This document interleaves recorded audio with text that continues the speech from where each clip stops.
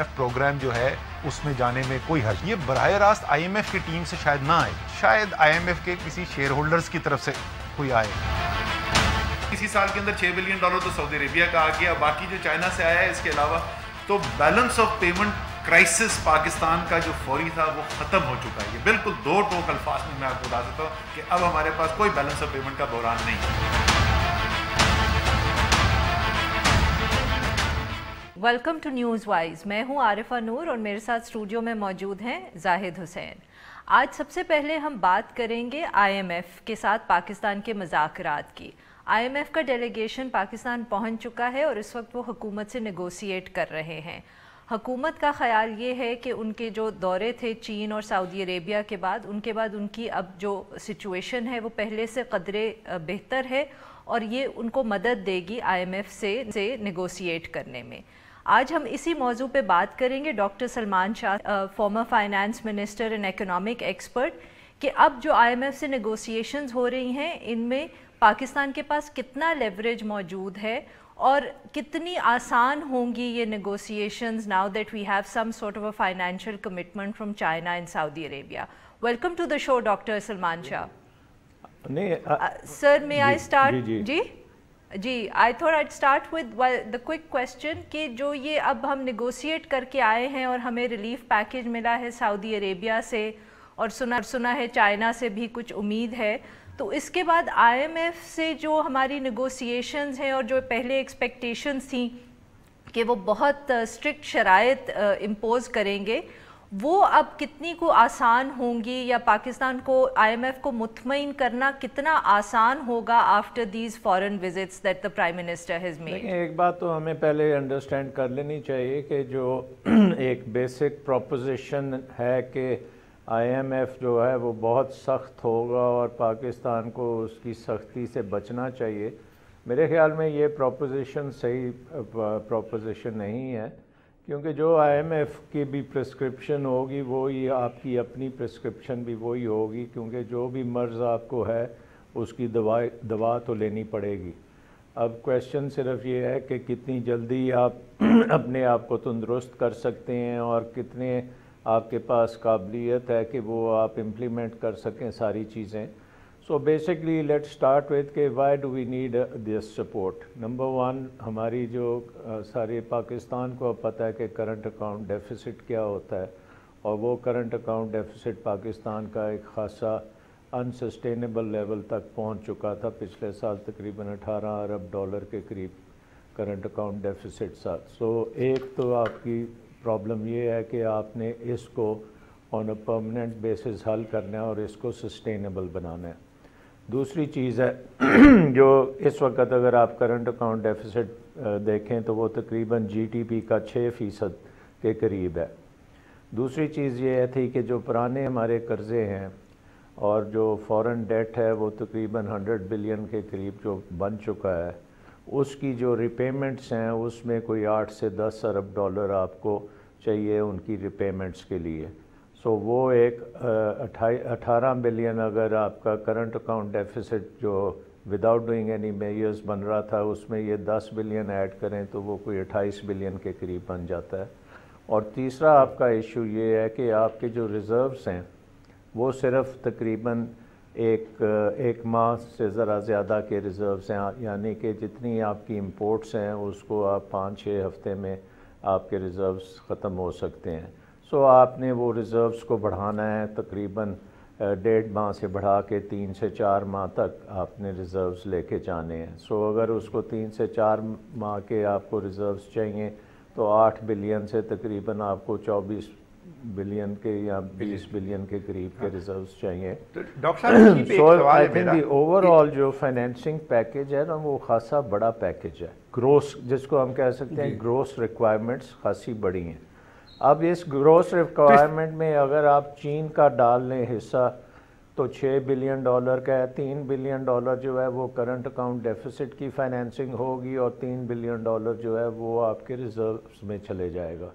اس کے بعد آپ کی جو IMF کے ساتھ پروگرام ہے وہ سارے کا سارا تقریباً آپ کے ریزروز میں جائے گا, لیکن ان ریزروز میں جانے کے ساتھ آپ کو جو یہ ری فائنینسنگ کرنی ہے اپنے ریپیمنٹس کی وہ بہت آسان ہو جائیں گی. آپ پھر انٹرنیشنل کیپٹل مارکیٹس میں جا کے سکوکس بھی کر سکیں گے, بانڈز کر سکیں گے, جی ڈی آرز اور دوسری چیزیں کر سکیں گے.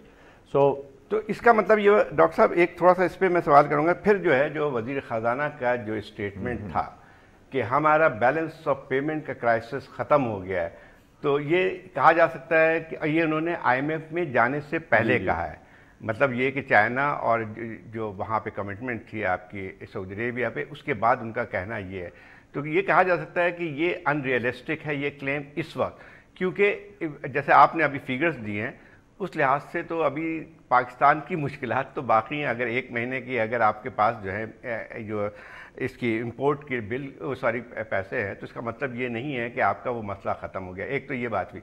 دوسری بات یہ کہ جیسے آپ نے بات کی کہ آئی ایم ایف کی شرائط, تو کیا ہماری گورنمنٹ کے پاس آپ کو لگتا ہے کہ اس وقت اسٹریٹجک تھنکنگ ہے لانگ ٹرم جو ہمارے اپنے معاشی مسائل ہیں اس کو حل کرنے کی طرف؟ آئی تھنک ایک بات تو یہ ہے کہ میرا خیال ہے کہ فائنانس منسٹر نے جب یہ کہا کہ بیلنس آف پیمنٹ کا کرائسس ہمارا ختم ہو گیا ہے, تو زیادہ تر یہ جو کرائسس ہے یہ ایک قسم کا پروسپیکٹیو کرائسس ہے, یعنی کہ ہم دیکھ رہے ہیں کہ فیوچر میں جا کے ہم اپنے ڈیٹس کو سروس نہیں کر پائیں گے اور ہمیں ایک بہت بڑا پرابلم آ جائے گا, اور اس میں ہم ان لیکوڈ ہیں اور ہم اپنی ساری اوبلیگیشنز کو سروس نہیں کر سکیں گے. تو آئی تھنک وہ فائنانس منسٹر بیسکلی یہ کہہ رہے ہیں کہ نہیں, اب we have sufficient support from everywhere کہ Pakistan will not default and Pakistan will continue to meet its obligations.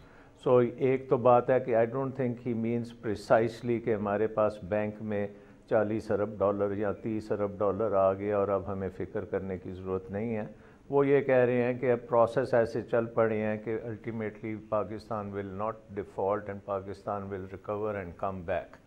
اب اس میں اگر آپ چین کی کنٹریبیوشن دیکھیں تو چین نے کہا ہے کہ آپ کی جو ٹریڈ ہے انٹرنیشنل ٹریڈ وتھ چائنا, اس کو ہم لوکل کرنسی میں کر سکتے ہیں, either it will be in rupee اور ان یوانس.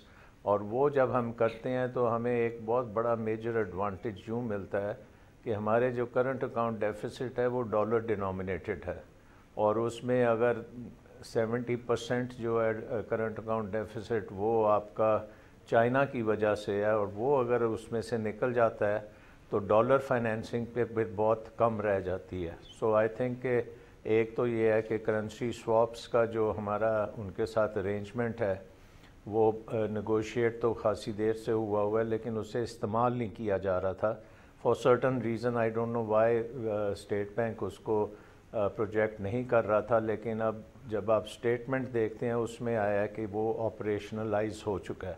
سو اگر کرنٹ اکاؤنٹ ڈیفیسٹ میں ڈالر ڈینومینیٹڈ جو فلوز ہیں ان کو آپ نے یوان میں کنورٹ کر دیا یا روپی میں کر دیا, تو بیسکلی ڈالر فائنینسنگ کی ضرورت نہیں ہے, پھر آپ کو روپی فائنینسنگ کی ضرورت ہوگی یا یوان فائنینسنگ کی ضرورت ہوگی. اور یوان فائنینسنگ جو ہے وہ چائنا کو اس کو بیک اپ کرنا پڑے گا ود یوان لونز دینے پڑیں گے, یا وہ پاکستانی روپی اپنے پاس اکٹھے کرے, یا پھر جو بھی یوانز ہیں وہ پاکستان سے جو سروسز خریدے گا یا جو ٹریڈ کرے گا یا پاکستان کی ایکسپورٹس چائنا ہوں گی اس سے وہ پے آف ہوگا. تو وہ آپ کا ایک قسم کا of the dollar kind of denomination سے نکل جائے گا.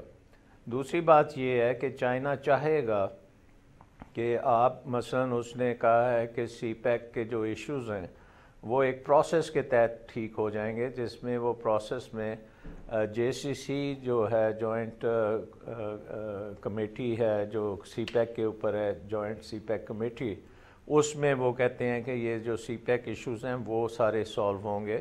اور ساتھ جو ہے کہ فری ٹریڈ ایگریمنٹ کا سیکنڈ فیز جو ہے وہ امپلیمنٹ ہوگا, جس میں خاصی ایگریکلچر اور دوسری جو مصنوعات ہیں وہ بھی آ جائیں گی اور چائنیز کی مارکیٹ آپ کے لیے اوپن اپ کی جائے گی.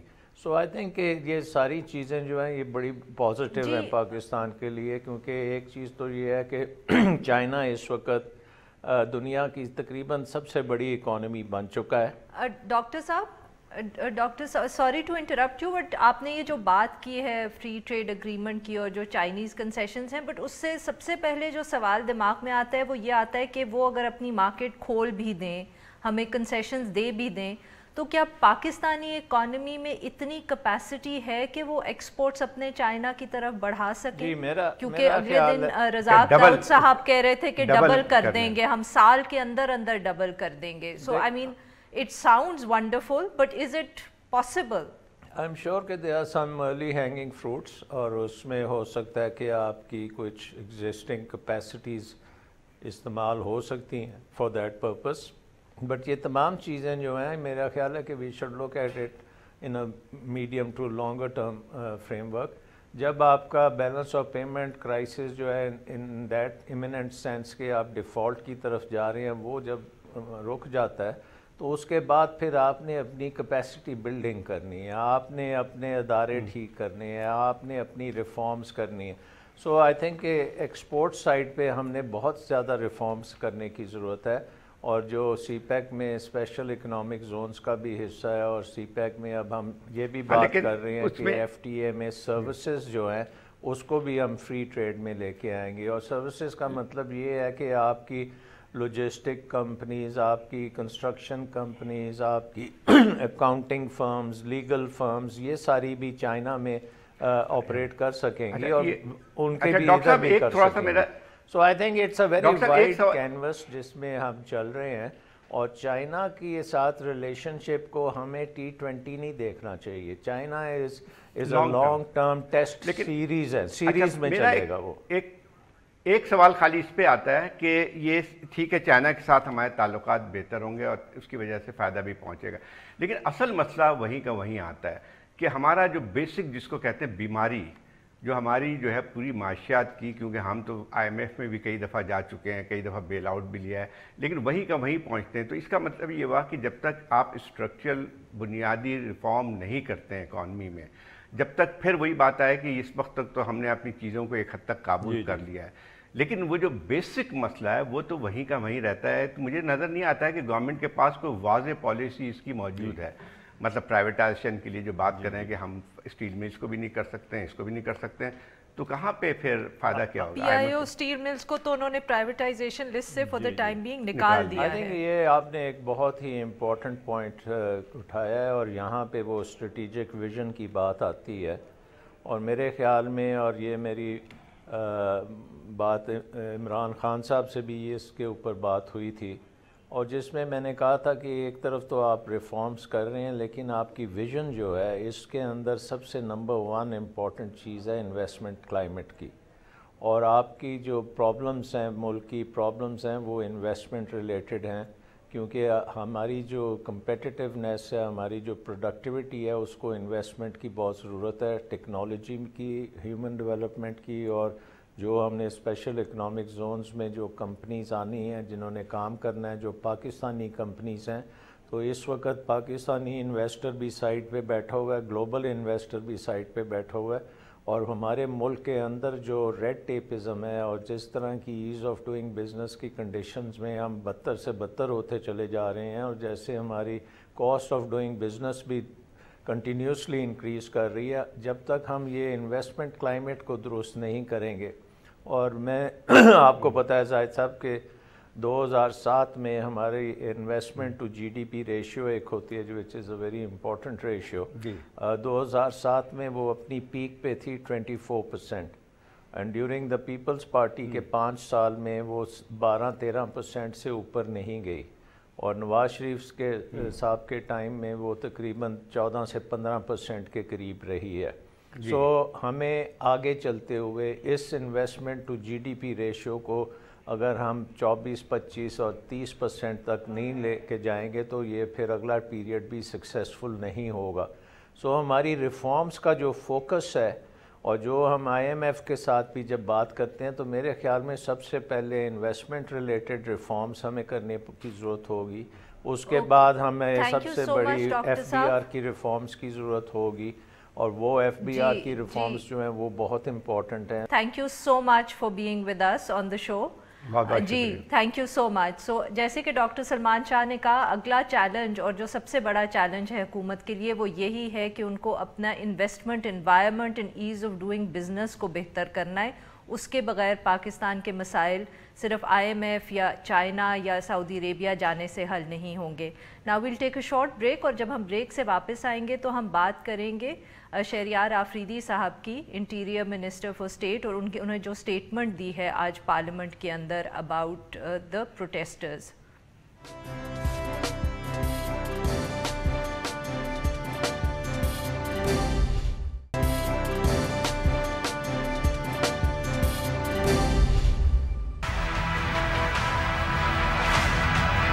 हम जो रिट को चैलेंज करेगा, जो कानून को तोड़ेगा, जो रियासत पाकिस्तान की जगहसाई का सबब बनेगा, नए पाकिस्तान में उनके खिलाफ एग्जेम्पलरी मेजर लिया जाएगा। नए पाकिस्तान में पाकिस्तानियों पर गोली और डंडा चलाना ये माजी का वतीरा होगा, इस हुकूमत का वतीरा नहीं है। हम उनको गले लगाएंगे, उनसे बात करेंगे, उनको एंगेज करेंगे। Welcome back to the show. जी जाहिद साहब, तो शहरियार आफरीदी साहब ने आज स्टेटमेंट दी सेनेट में, अच्छा, और उन्होंने कहा कि हम पाकिस्तानियों पे गोली नहीं चला सकते नए पाकिस्तान में, हम तो उनको गले लगाएंगे। और फिर साथ में उन्होंने कहा कि कोई डंडा नहीं उठा सकता, और जो डंडा उठाएगा उसको हम एग्जेम्पलरी पनिशमेंट भी देंगे।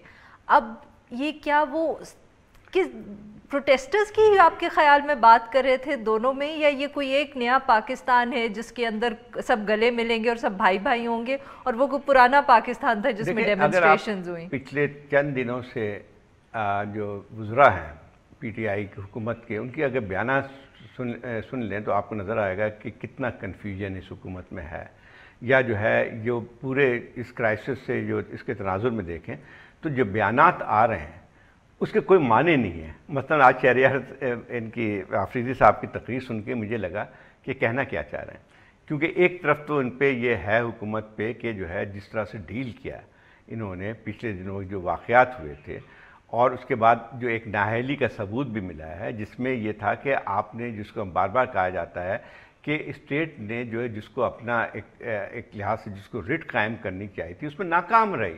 अब ये 50 दफ़ा उसकी तावीलें देते रहते हैं। अब तावीलें क्या हैं मुझे समझ से बाहर है। एक तरफ तो ये कह रहे हैं कि प्रोटेस्ट करना हक़ है, उनको गले से लगाएंगे, किसकी बात कर रहे हैं? देखिए, कोई भी जो भी बात होती है वो किसी तनाजुर में होती है, एक जनरल सेंस में बात नहीं हो रही है कि आप जो प्रोटेस्ट, किसी एक प्रोटेस्ट की बात नहीं कर रहे हैं, we are talking about the protest, या जिसको कहते हैं जो वायलेंस हुआ था उसके बारे में बात हो रही है। तो ज़रा उसके ऊपर ही अगर वो अपनी जो तवज्जो रखते तो शायद मुनासिब होता। अब उसमें जवाब क्या है उनके पास? हमको गले लगाएंगे, किसके मुतालिक बात कर रहे हैं? वो लोग जिन्होंने तोड़फोड़ की, जिन्होंने आपके बकौल गवर्नमेंट के अपने एस्टिमेट के बिलियंस ऑफ रुपीज़ का आपने नुकसान किया, पब्लिक प्रॉपर्टीज तबाह की गई, जिसके पैसे बाय द वे अब वो हुकूमत देगी, हुकूमत से देगी, which basically means कि आपके और मेरे टैक्स से देगी। बिल्कुल हमारे। अच्छा, दूसरी एक और बात भी आती है कि इसमें सिर्फ तोड़फोड़ का मसला नहीं है। इस वक्त पाकिस्तान में मैंने बहुत सारे देखी हैं, बहुत सारे वायलेंस भी देखे हैं, लेकिन मुझे इस किस्म की जो है रिट को चैलेंज जिस तरह से किया गया है इनकी तरफ से, लब्बैक पार्टी के रहनुमाओं की तरफ से, उसकी कोई एक लिहाज से नज़ीर नहीं मिलती है। बट जाहिद साहब, अब I am going to play devil's advocate here and से कि देखिए, आप इतने तो क्रेडिट देना इस हुकूमत को कि उन्होंने तो कभी इस बात पे तो वो आए ही नहीं कि जो रिट ऑफ स्टेट पे चैलेंज था, इन द सेंस कि जो बैठ के लीडर्स जिन्होंने हुकूमती इदारों के बारे में बात की, जिन्होंने अदलिया के ऊपर बात की, जिन्होंने फ़ौज पे बात की, उनको तो उन्होंने कभी पहले दिन से ही नहीं कहा ना कि हम इनको पकड़ेंगे।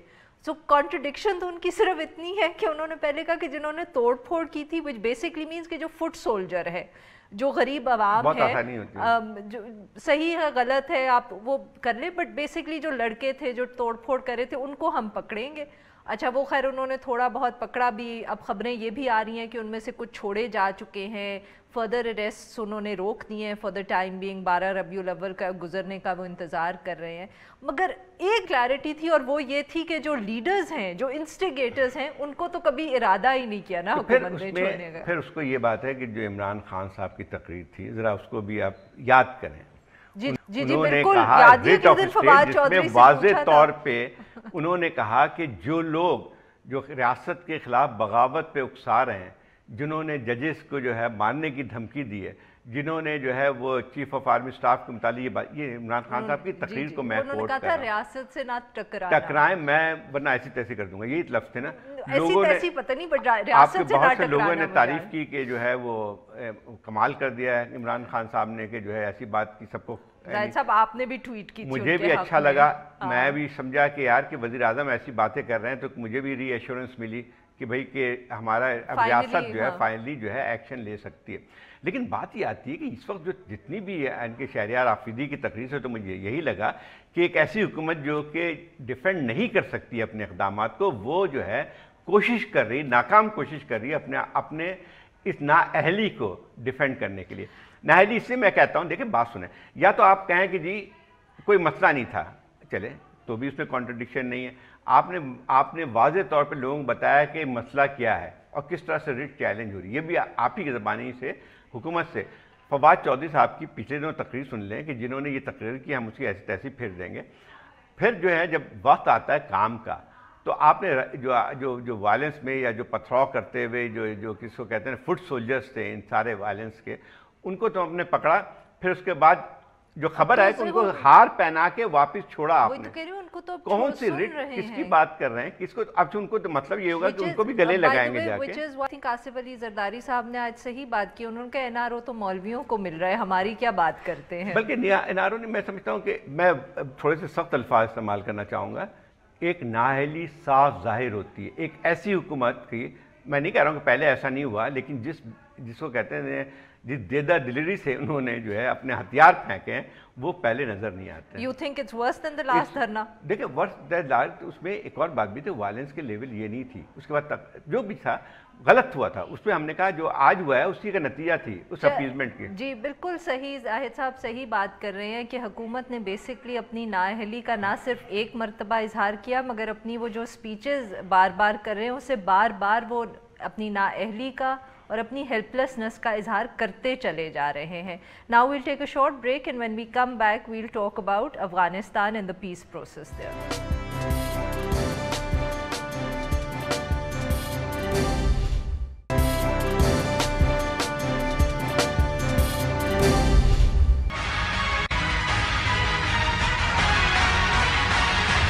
अफगानिस्तान का फोकस आज भी है, उसकी अहमियत से कोई इनकार नहीं कर सकता। प्रेसिडेंट अशरफ गनी ने अभी हाल ही में एक एडवाइजरी काउंसिल तश्कील दी है जो रीच आउट करेगी तालिबान से, ताकि उनके साथ इंगेजमेंट के प्रोसेस को बढ़ाया जाए और रिकंसिलिएशन प्रोसेस को तक़वियत दी जाए। Welcome back to the show. अब हम बात करेंगे अफ़गानिस्तान की। 9 नवंबर को मॉस्को के अंदर अफ़गानिस्तान पे एक कॉन्फ्रेंस हो रही है और इस कॉन्फ्रेंस के अंदर वैसे तो अफ़गानिस्तान से भी लोग जा रहे हैं, मगर अफ़गान तालिबान ने भी अपना एक डेलीगेशन भेजने का फ़ैसला किया है। इस इशू पे अब हम डिस्कशन करेंगे ताहिर ख़ान साहब से, जो एक सीनियर जर्नलिस्ट हैं और जिनकी बहुत गहरी नज़र है अफ़गानिस्तान और उसके मामलात पे। Welcome to the show Tahir साहब। शुक्रिया। तो ताहिर साहब इसी कॉन्फ्रेंस पे बात करते हैं कि अफ़गान तालिबान की आज प्रेस रिलीज़ भी आई है इस हवाले से कि कौन कौन जा रहा है और उनका एजेंडा क्या है उनके ख़्याल में इस कॉन्फ्रेंस का। आपका क्या ख़्याल है कि अफ़गान तालिबान कितना सीरियस हैं about talks with the Kabul government and with the United states? शुक्रिया आपका। असल में अगर जुलाई में अमरीकियों के साथ वो बैठ गए थे और फिर अक्टूबर के पहले हफ्ते में अफ़गान तालिबान कतर में, तो संजीदगी तो उससे आप अंदाज़ा किसी हद तक कर सकते हैं कि वो, क्योंकि जो ऑफिस है उनका, या हर वक्त जब उनके अगर ईद पे उसके सरबराह का बयान है तो पॉलिटिकल ऑप्शन का वो ज़रूर उसका ज़िक्र करते हैं। अमरीकियों ने अच्छा फ़ैसला किया, क्योंकि ये इनका मुतालबा था तालिबान का कि हम बराह रास्त आपसे इसलिए करना चाहते हैं पहले मरहले में कि कुछ चीज़ें आपसे मुंसलिक हैं, यानी आपसे रिलेटेड है। मसलन गैर मुल्की अफवाज क्या जा रहे हैं, अगर जा रहे हैं तो कब जा रहे हैं, ये वाला क्वेश्चन उन्हीं का है। फिर उनके जो लीडर्स हैं जिन पे वो सैंक्शन है, पाबंदियां हैं सिक्योरिटी काउंसिल का, तो अभी अगर अमेरिकन चाहेंगे तो वो, फिर उनका दफ्तर अभी तक, वो लोग तो उधर हैं कतर में, लेकिन ऑफिस उनका बंद है। और 2013 में जब खुल गया तो حامد کرزئی صاحب کے اعتراضات کے بعد بند ہو گیا. تو میرے خیال میں ہاں سنجیدگی ہے اور میرے خیال میں سنجیدگی اس کی مجبوری بھی ہے. اگر امریکی تک گئے ہیں لڑائی سے تو طالبان بھی تک گئے ہیں. طاہر خان صاحب ایک بات ہے کہ یہ تو ایک تو پروسیس چل رہا ہے جو کہ امریکہ نے شروع کیا ہے اور یہ یقینی طور پہ. دوسرا اب جو ہم دیکھ رہے ہیں یہ جو ہے ماسکو کانفرنس. ٹھیک ہے, ماسکو کانفرنس کا مطلب یہ ہوا کہ رشین صاحب نے جو بہت کافی عرصے سے کافی دلچسپی ان کی افغانستان افیئر میں ہوئی ہے, تو اس کو ایک پیرلل ایک پیس پروسیس کا نام بھی دیا جا سکتا ہے جو کہ اس وقت ماسکو میں ہے. لیکن اس سے پہلے آپ کو یاد ہوگا کہ ایک دفعہ کانفرنس ملتوی ہو گئی تھی پہلے کیونکہ اس کی وجہ یہ تھی کہ کابل حکومت نے اعتراض کیا تھا. ابھی دو چیز میں آپ سے بات پوچھنا چاہوں گا. ایک تو یہ تھا کہ کابل حکومت کا ابھی بھی اس پہ وہی رائے ہے, لیکن اس میں ایک اور پرابلم ہو گئی ہے کہ جو انڈیویجولس تھے وہ جانے کے لیے تیار ہیں, جیسے جنرل عطا اور دوسرے اور ایسے جو ہیں افغان لیڈران ہیں وہ اپنے طور پہ جانے کے لیے انہوں نے ہاں کر دی. اب جو ہے ایک تو یہ بات ہوئی. دوسری ایک اور بات بھی کہ طالبان نے جو بیان جاری کیا ہے اس میں 3 چیزیں بہت واضح کی ہیں. انہوں نے اپنی پوزیشن کی یہ نیگوسیشن نہیں ہے کابل حکومت کے ساتھ, ہم سے بیٹھ کے بات کرنا چاہتے ہیں. تو یہ ایک اور چیز بھی انہوں نے ایک ڈسٹنس بھی کیا ہے کہ کابل حکومت کے ساتھ کوئی براہ راست بات چیت ابھی تک نہیں ہو سکتی. جی میری نظر میں افغان حکومت کو جانا چاہیے تھا. یہ کانفرنس ویسے بھی نائب وزرائے خارجہ کی کانفرنس اس لیول پہ ہے. پاکستان کا جو جا رہا ہے ایڈیشنل سیکریٹری تو اس معنوں میں یہ نائب وزیر خارجہ کے اس میں آتا ہے. لائک افغانستان میں نائب وزیر خارجہ, وہاں پر سیکریٹری والا تصور ہی نہیں ہے. اس میں جانا چاہیے تھا. لیکن پھر بھی سپٹمبر جب ملتوی ہوئی تھی, جب امریکہ نے کہا کہ وہ نہیں جائیں گے, پھر کابل کی تھوڑی سی مجبوری ہے کہ جب امریکہ ایک کام کرے تو وہ نہ کرے تو تھوڑی سی ہے ان کا. حامد کرزئی صاحب بولتے تھے, موجودہ صدر صاحب زیادہ اس کو انوائے نہیں کرنا چاہتا امریکنز کو. یہ موقف ان کا بالکل درست نہیں ہے کہ جی جب سپٹمبر میں انہوں نے بائیکاٹ کیا تھا نئے کابل, تو اس وقت انہوں نے کہا تھا کہ ہر جو عمل ہے وہ افغان اس کو لیڈ کرے, اور یہ درست سوچ ہے. لیکن اگر قطر میں آپ کو اعتراض نہیں ہے جہاں پر امریکی ان کے ساتھ بیٹھ گئے, تو پھر آپ کو روس پہ بھی اعتراض نہیں ہونا چاہیے. روس ویسے بھی وہ تو کنسلٹیشن جو اس کا نام ہے ماسکو فارمیٹ کنسلٹیشن, یعنی وہ صرف پیس جو اس طرح سے نہیں کر سکتے. تو افغان حکومت, لیکن پھر بھی اس دفعہ پیس کونسل وہ بھیج رہے ہیں جو امن کونسل ہے وہاں پہ, اور امن کونسل کا تو یہ ایک لحاظ سے تبدیلی آئی ان کے تھوڑی تبدیلی آ گئی, کیونکہ یہ بھی تو حکومت کا ہے, سربراہ حکومت اس کو مقرر کرتی ہے اور اس کے جو ممبرز ہیں وہ حکومت اس کے تقرری کرتی ہے. تو ایک لحاظ سے اچھا ہے, اور ویسے بھی اسی کو مینڈیٹ ہے لوگوں سے بات کرنے کا. طالبان نے اچھا فیصلہ کیا جانے کا, کیونکہ طالبان کا وہ جو ایک پولیٹیکل اس کی اینٹی ہے, جو سیاسی اس کی ساکھ ہے, اس کو مزید یعنی پش ملے گا. کیونکہ طالبان اس سے پہلے ازبکستان گئے تھے, پھر انڈونیشیا گئے تھے, جس کا اظہار یہ بھی ہوتا ہے کہ ان کی لیجیٹمیسی بڑھتی جا رہی ہے, ان کی بڑھتی جا رہی ہے. اور وہ اس سفارتی وہ میرے خیال میں افغان گورنمنٹ سے بھی تھوڑا سا وہ آگے چلے گئے. تو بہرحال امیدیں ہیں کہ ایک ریجنل کی, چونکہ اس میں تمام علاقائی ممالک آ رہے ہیں, جو ریجن کا مسئلہ ہے اگر اس میں علاقائی ممالک کا رول سامنے آتا ہے تو میرے خیال میں ایک مثبت ڈیولپمنٹ ہے. اچھا, یہ تو پھر ایز آئی سیڈ کہ زیادہ اس کی ہم سگنیفیکنس کی بات نہیں کر سکتے سوائے یہ کہ لیجیٹمیسی مل رہی ہے افغان طالبان کو. مگر آپ یہ بتائیں کہ behind the scenes Afghan Taliban اور کابل حکومت کے درمیان کوئی گفتگو, کوئی آؤٹ ریچ کسی قسم کا ہے کہ نہیں ہے؟ یعنی انفارمل تو ظاہر بات ہے کہ وہ تو ہر وقت اسی کی میں بات کر وہ ہے, وہ انفارمل بالکل ہے. اس سے طالبان نے بھی کبھی انکار نہیں کیا.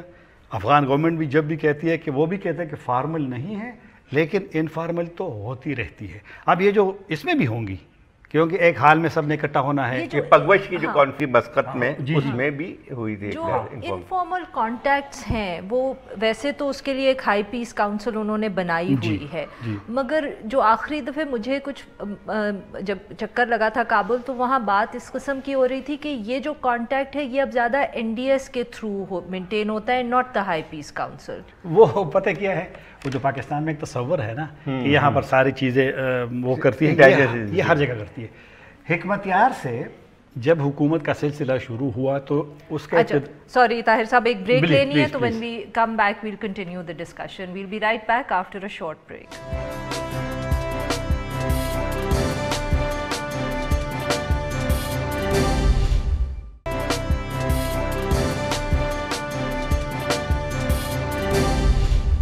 جی طاہر صاحب آپ بات کر رہے تھے اس وقت کچھ، میں نے جب آپ کو کاٹا تھا. جی میں یہ کہہ رہا تھا کہ یہ ان ایشوز میں جو جس طرح افغانستان کا ہے، اس میں وہاں بھی ایجنسیز کا بہت زیادہ رول ہوگا اگر پروسیس چلتا ہے. حکمتیار کے ساتھ جب بات چیت شروع ہوئی تھی، ویسے آغاز تو پاکستان سے ہوا تھا انیشلی، اور یہ افغان سفیر جو ذاکر الوال صاحب ہے انہوں نے اس کی تصدیق بھی کی ہے. لیکن بعد میں جب حکمتیار نے یورپ سے اپنے 2 لیڈروں کو اس کام کے لیے وہ اسائن کیا، تو پھر سارا پروسیس وہاں پہ سیکیورٹی اداروں کے ساتھ رہا. اس میں پھر پولیٹیکل صدر کوئی انوالو نہیں رہا، حنیف اتمر اس کو لیڈ کر رہا تھا، اور وہ فیصلہ بھی ہوا. اور پھر لیکن اس میں 2-3 چیزیں ہیں. ایک تو یہ تو ہم تو یہ ماسکو کانفرنس کی بات ہے، دیکھیں اس میں کیا اس کے آؤٹ کم کیا ہوتا ہے. لیکن اس میں ایک چیز جو بہت اہم ہے، جو نیٹو کے جو نیا سربراہ ہیں جنرل اسٹینبرگ، انہوں نے جو ایک بات کی ہے کافی سگنیفیکنٹ ہے. جی وہ یہ ہے کہ افغانستان امن کے کا جتنا بہتر موقع آج میسر ہے اس سے پہلے نہیں تھا. بالکل. اب مسئلہ یہ آتا ہے کہ اس سے یہ بھی نتیجہ اخذ کیا جا سکتا ہے کہ پہلے بھی امریکہ کی انٹینشنز تو تھی، اوباما ایڈمنسٹریشن کی بات کہتے تھے بات چیت ہونا چاہیے، لیکن اب ایک لگتا یہ ہے کہ باقاعدہ ایک کنسالیڈیٹڈ پالیسی ان کی ہے کہ اب مذاکرات کیے جائے گی. تو کہاں تک آپ کو پتہ ہوگا، آپ زیادہ معلوم ہوگی، قطر میں آخری ڈائلاگ ہوئی ہے زلمے خلیلزاد کی، اس کا کیا نتیجہ تھا؟ ٹھیک، اس کا نتیجہ اگر میں اس سے شروع، ویسے پہلے جو آؤٹ کم آپ نے ذکر کیا نا ماسکو کا، ایک آؤٹ کم یہ آ سکتا ہے کہ تمام لوگوں کا ایک پولیٹیکل سلوشن کے لیے موقف آ سکتا ہے، تو یہ بھی ایک اچھی بات ہے. دوسرا نیٹو والا، بالکل آپ نے صحیح پوائنٹ آؤٹ کیا، نیٹو کا یہ سربراہ بھی کابل میں تھا چند دن پہلے، کیونکہ کافی ساری چیزیں ہو رہی ہے. پھر آپ نے آخر میں جو اسی کے تناظر میں کہ جی امن کے لیے اب جو موقع ہے، تو طالبان تو 17 سال کے بعد امریکیوں کے ساتھ بیٹھ گئے، اور امریکیوں کو بھی جب میری نظر میں اندازہ ہوا کہ معاملات اب مزید پیچیدہ ہو گئے ہیں. پیچیدہ کا مطلب یہ ہے کہ ابھی تازہ سگار کی رپورٹ میں دیکھیں. اچھا یہ اب دیکھیں نا، طالبان نے کل بھی وہاں فرح جو ضلع ہے جو ایران کے سرحد کے قریب ہے، وہ فاریاب میں شمال میں، یعنی وہ جو پشتون ایریا ہے اکثریتی جہاں سے وہ اوریجنیٹ ہوئے ہیں، کندہار سے یا ساؤتھ سے، پھر ایسٹ پشتونوں کا ہے جہاں پر یہ روایتی طالبان کے مطلب ہے کہ ان کی اثر و نفوذ کی. لیکن اب وہ وہاں سے ہو کے وہ ویسٹ پہ چلے گئے، ایران کے سرحد کے قریب چلے گئے، پھر یہاں سے ہوتے ہوئے نارتھ میں چلے گئے. نارتھ کا جو طالب ہے نا، شمال میں طالبان پہلے ہوتے تھے، لیکن وہ قندوز کے علاوہ، کیونکہ قندوز میں 50% پشتون ہے، قندوز کے علاوہ طالبان نہیں ہوتے تھے، لیکن وہاں پہ تھے، یہ نہیں کہ بالکل نہیں تھے. اب فار دی فرسٹ ٹائم ملا اختر منصور نے شورا میں 3 شمالی افغانستان کے نان پشتون ممبر شامل کیے تھے. وہاں کے طالبان کے بارے میں جب ہم طالبان سے کبھی پوچھتے ہیں، وہ بڑے اسٹرانگ، بڑے قسم کے، وہ دین سے زیادہ، یہ جو کندہار والے طالبان ہیں اس کو اگر آپ کابل میں دیکھتے تھے نا 2000 جب ان کی حکومت ہوتی 1996 کے بعد، آپ تو زیادہ جاتے تھے، آپ تو نہیں گئی ہوں گی، کم ہو گئی ہوں گے ان دنوں میں، تو وہ تو بس عام سے لوگ، وہ لوگ بڑے تربیت یافتہ. یہ جو نارتھ کے طالبان ہیں، سوری میں آپ کی بات کاٹ رہی ہوں، یہ ایتھنکلی کیا پشتون ہے؟ نہیں، نان پشتون، قندوز کے علاوہ، قندوز میں پشتون زیادہ ہے، باقی تو سب نان پشتون ہیں. ازبک ہے، دیکھو نا، کس ایتھنک گروپ کے؟ دونوں، تاجک بھی ہے اور ازبک بھی ہے.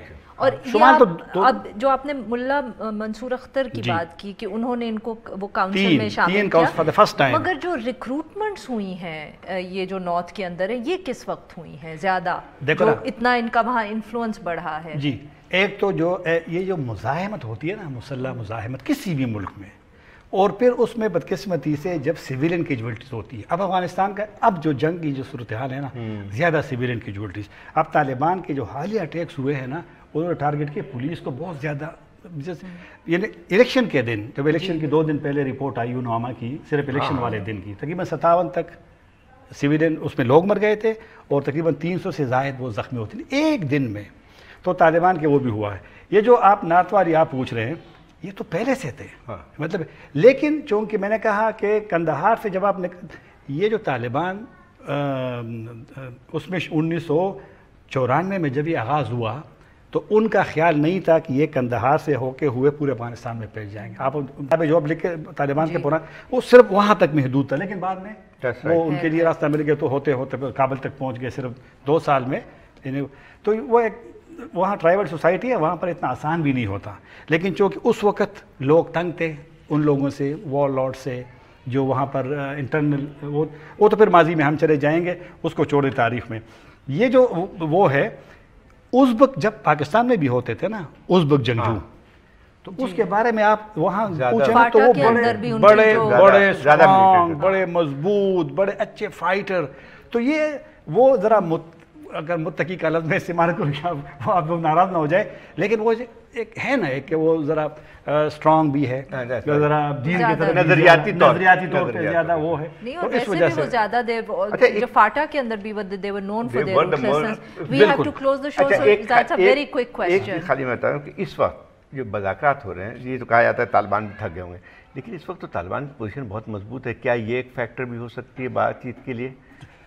ये तो तालिबान की पॉलिसी रही कि बातचीत जब शुरू होगी तो आप अपना वो तेज करें, कंट्रोल ज़्यादा करें, तो लड़ाई तो आप जब वहाँ पर जाएंगे तो आप अपर हैंड होंगे। इसका मतलब मुज़ाकरात के दौरान लड़ाई तेज़ हो सकती है। बिल्कुल, और अभी तो सर्दी का मौसम है, लेकिन फिर भी तालिबान। बहुत बहुत शुक्रिया ताहिर साहब to come to the show for today. So basically यही बात है कि तालिबान के जो अटैक्स हैं वो पीस नेगोशिएशंस चलती रहेंगी, मगर साथ साथ शायद उनके अटैक्स में भी हमें तेज़ी नज़र आए। आज के लिए बस इतना ही, कल फिर मिलेंगे शो में।